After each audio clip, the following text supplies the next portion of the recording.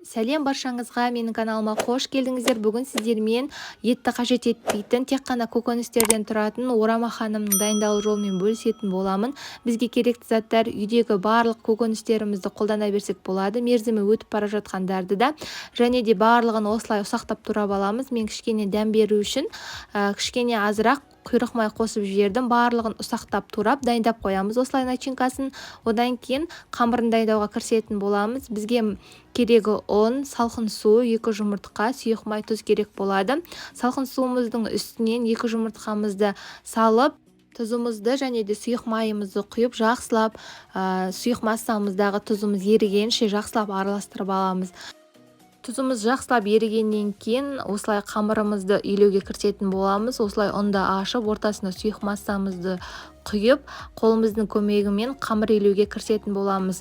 Жақсылап қолдарыңыздың көмегімен біріктіріп, үйі қанғанша осылай илеп алыңыздар. Илеп болғаннан кейін целлофанға салып, бөлме температурасында 30 минутпен 1 сағат көлемінде қалдырып қойсаңыздар, өте жақсы үйі қанып, жайылуға өте ыңғайлы болады.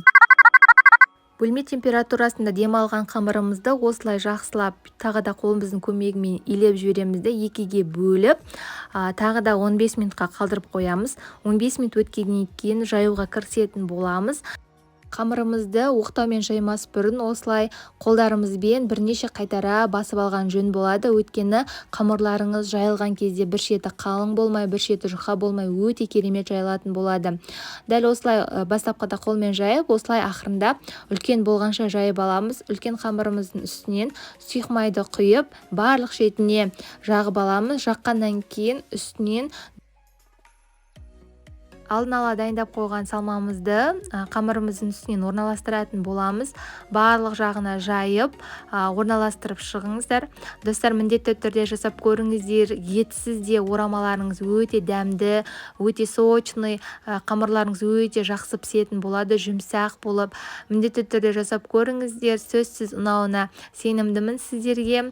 Дәл осылай видеодағыдай салмамыз салып болғаннан кейін орап шығамыз. Оралғаннан кейін ортасынан міндетті түрде бөліп барып, мантываркеге орналастырыңыздар. Сол кезде жақсы піседі. Осылай екіге бөліп алғаннан кейін мантываркамызды майлап, жақсылап қанымдарымызды, орамаларымызды орналастыратын боламыз және де 45-50 минутқа пісіріп алатын боламыз.